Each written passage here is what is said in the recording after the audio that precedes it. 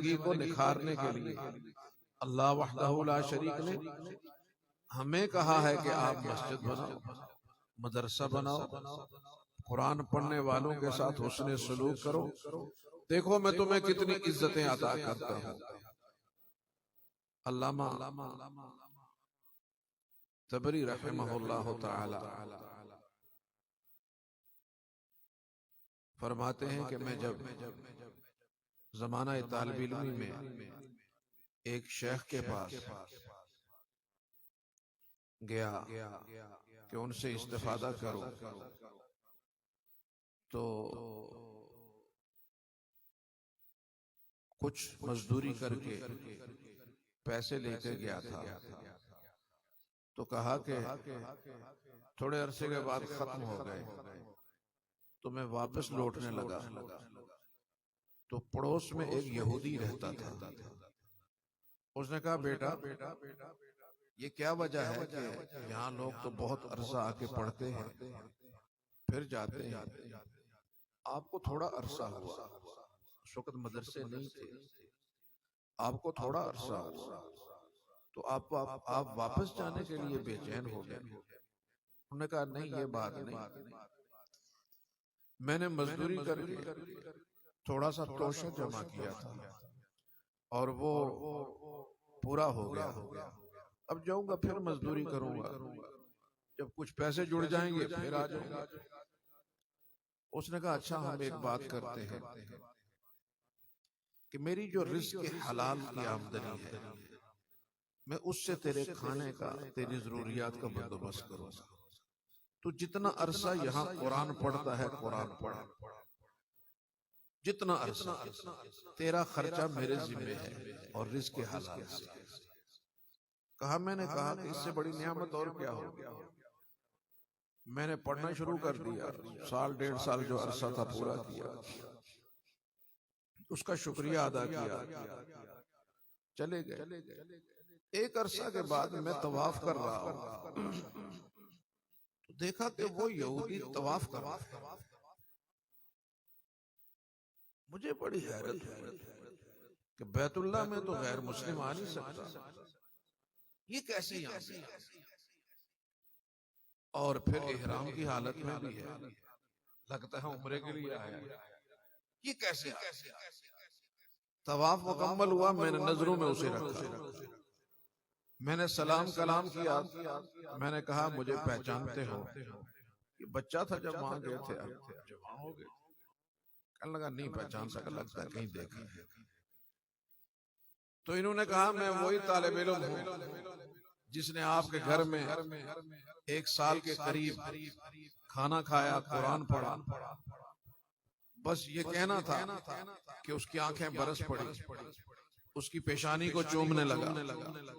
उसने कहा भाई आप मेरे मोहसिन हो, आप मेरे मोहसिन हो, आपने मेरे साथ नेकी की, आप यूं लग रहा है कि मैं आपका मोहसिन हूं।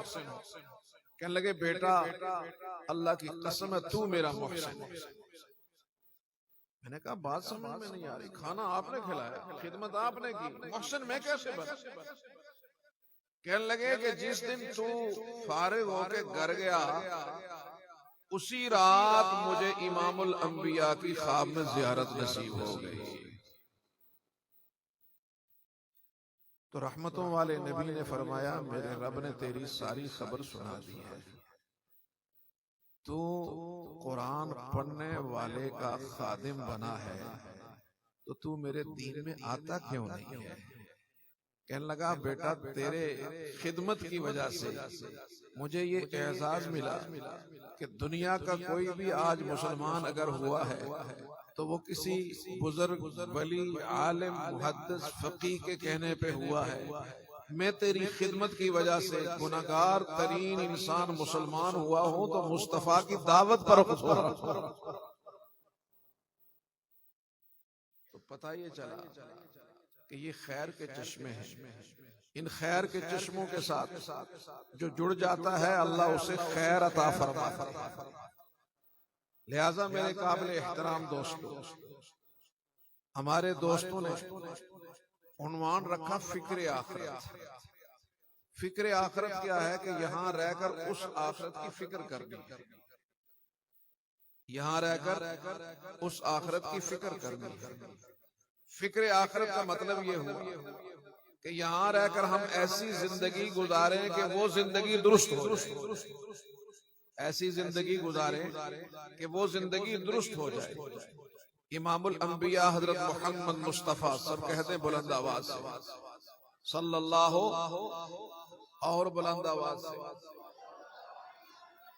सल्लल्लाहु अलैहि वसल्लम ने फरमाया, हजरत अबू हुरैरा रज़ी अल्लाह ताला अन्हु से, अबू हुरैरा क्या आप चाहते हो कि आप दुनिया के सबसे ज्यादा नेक और साले इंसान बन जाओ?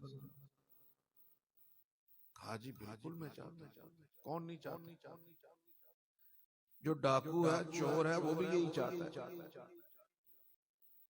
कि मैं दुनिया का साले और नेक इंसान बन जाऊं। पूछा भाई आप सबसे नेक और साले बनना चाहते हो? ये जितना मजमा है, मैं मजमे से पूछता हूं कि आप सारे नेक और साले बनना चाहते हो? पक्की बात है, इसीलिए मस्जिद में आए हो कि हम सबसे नेक बन जाएं, सबसे साले बन जाएं। आप कहेंगे कि आज लगे मौलवी और फसाने, कोई लंबा चिल्ला 10 साल, कोई लंबी तस्बीह 10 साल है, आ गया मस्जिद में साले बनने वास्ते। तो मैं कोई लंबी बात नहीं बताऊंगा।